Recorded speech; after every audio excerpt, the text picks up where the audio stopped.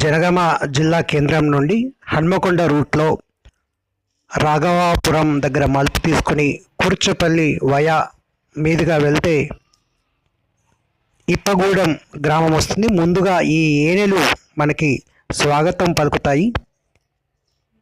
ఈ ఏనెలు దాటుకుని 1 కిలోమీటర్ లోపలికి వెళ్తే ఇదిగో ఇప్పగూడెం నాగులమ్మ చెరువుకు వెళ్తాం. మనం గ్రామంలోంచి వెళ్ళాలి.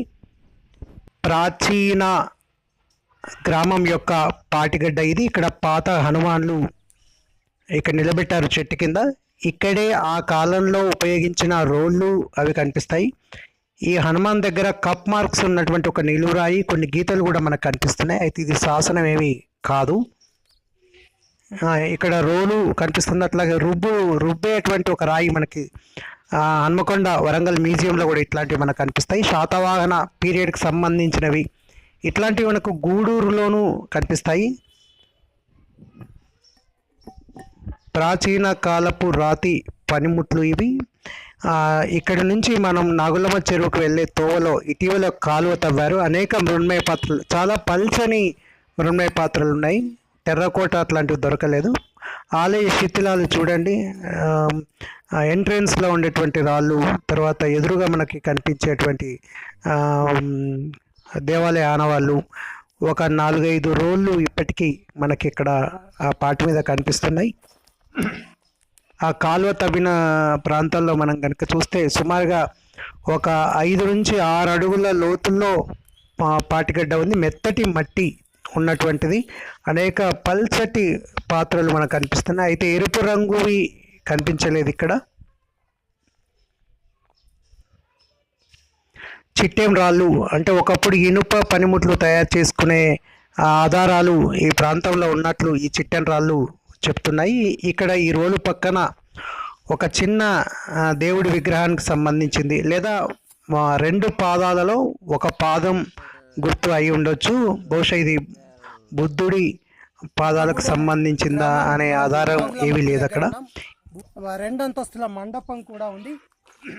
ఈ మండపం దగ్గర ఒక శివలింగం ఉంది. మళ్ళీ దీని దగ్గర ఒక చిన్న చతురస్రాకారపు బావి ఉంది.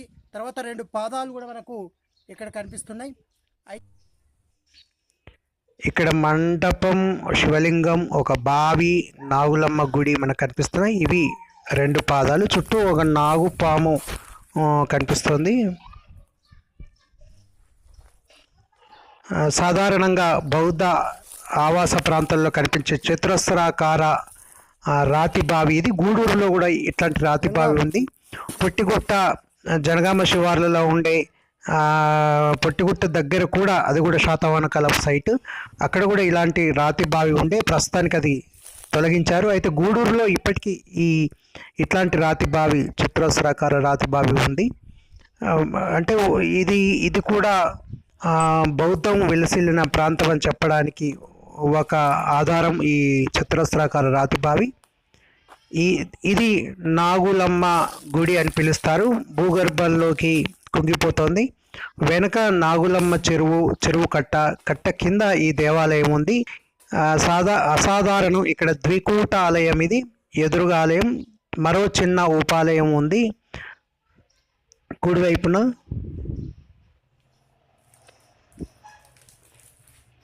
లోపలికి వెళ్ళేటప్పుడు ఎడం వైపున ఇది కనిపిస్తుంది. నంది, ఒక వినాయకుడు, లోపల ఒక శివలింగం ఉంది. సుమారుగా 4 ఫీట్ల పొడవులో వృత్తాకారంగా ఉన్నటువంటి రాతి పానమట్టం ఉంది. వృత్తాకారంలో ఉండడం కూడా అరుదని చెప్పాలి. అయితే దీని పైకప్పు చాలా తక్కువ ఎత్తులో ఉంది. సుమారుగా ఇంకో 4 అంటే 8 ఫీట్ల కంటే ఎక్కువ లేదు. నిలబడడానికి కూడా అవకాశం లేనంత చిన్న పైకప్పు అది.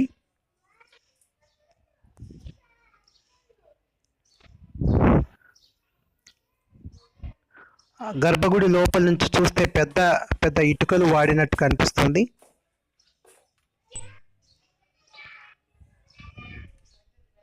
ఆలయం ప్రవేశ మార్గంలో మరొక పక్కన వినాయకుడు ద్విభుజుడు ఉన్నాడు.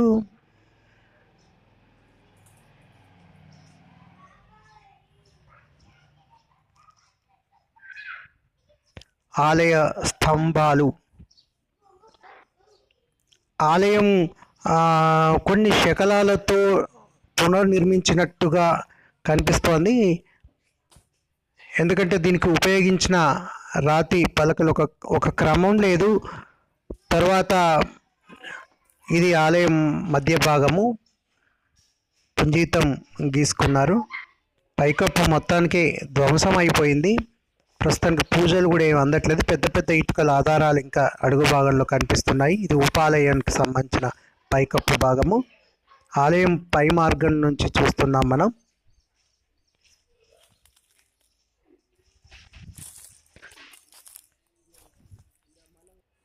అయితే ఆలయంలో ఈ స్తంభానికి 2 రాష్ట్రకూటుల చిహ్నాలు మనకు కనిపిస్తున్నాయి. సిద్ధంకి గుట్ట పైన ఉన్న రాష్ట్రకూటుల ఆలయంలో ఇట్లాంటివి అనేకం కనిపిస్తాయి గుట్ట చుట్టూ కూడా. కానీ ఇక్కడ ఒకే ఒక్క అడ్డ రాతి స్తంభానికి కనిపిస్తున్నాయి. ఇది ఒకటి సరిగ్గా రాష్ట్రకూట చిహ్నంగా ఉంటే మరొకటి గల్పూర్ మండలం నాగులమ్మ గుడిగా పిలిచే చోట మనకి స్త్రీ వీరగల్లులు 3 కనిపిస్తున్నాయి. అట్లాగే పంది కుక్కతో పోట్లాడే అరుదైనటువంటి శిల్పం మనకి కనిపిస్తుంది.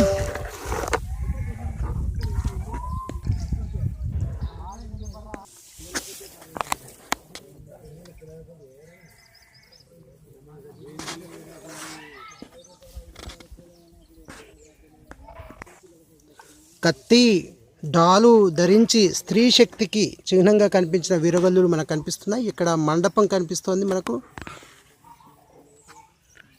చాకలి ఇవి చెప్పుకుంటున్నాం కానీ చరిత్రలో అనేక మంది సాహస స్త్రీలు ఉన్నారు. వాళ్ళ ఇతివృత్తాలు గొప్ప చరిత్ర మనకి ఇప్పగూడెంలో అయితే పక్కనే నాగులమ్మ నాగులయ్య అని చెప్పే 2 విగ్రహాలు కూడా ఉన్నాయి. అవి బుద్ధుడు మరియు తార విగ్రహాలు. ఇది నాగులమ్మ నాగులయ్య విగ్రహాలకు వెళ్ళే ఏనే లోపలికి వెళ్తున్నాం. అయితే ఇక్కడ ఒకప్పుడు ఇవి 2 విగ్రహాలు బుద్ధుడు తార విగ్రహాలు భూమిలో ఉన్నాయి.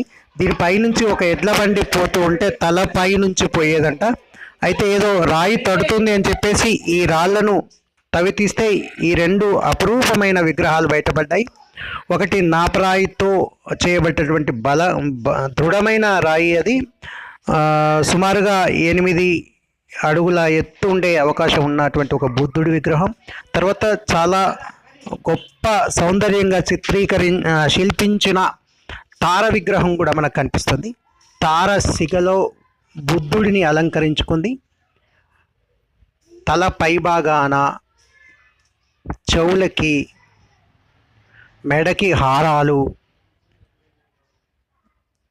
సాధారణంగా స్త్రీలు ఇప్పుడు ఎక్కడెక్కడైతే హారాలను ధరిస్తారో అట్లాంటి అన్ని చోట్ల కూడా నడుముకి హారము, కాలి వేళ్ళకి రింగులు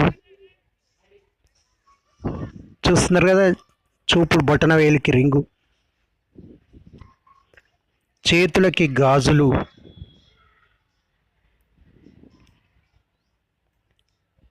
కాళ్ళకు పట్టీలు, అల్లిన త్రాడు, చేత్తో అల్లిన బంగారు తాడు, వేలికి బొట్టన వేలికి సైతం మిగతా అన్ని వేళ్లతో పాటు బొట్టన వేలికి ఉంగరం ఉంది. 3 వేళ్లతో తామర పువ్వు కానీ మరేదో ఒకటి పట్టుకున్నట్టుగా కనిపిస్తుంది. చేతికి ఉన్నటువంటి గాజులు ఒక సౌందర్య రాశిని శిల్పీకరించారు. తల పైభాగంలోనూ సిగ ముడివేసిన తీరు ఒక అద్భుతం అని చెప్పాలి.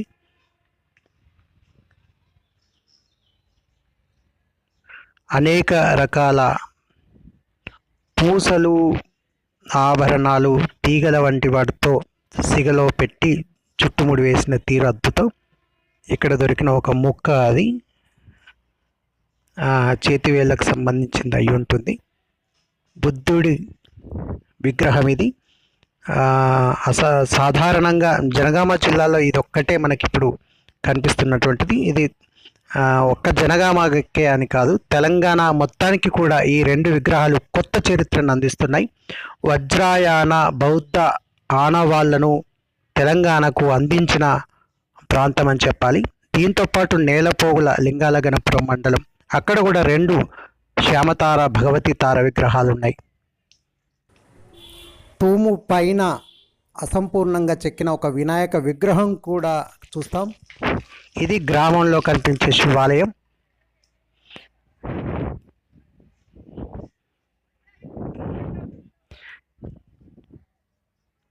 ఒక గండ శిలకే వినాయకుడిని చెక్కారు.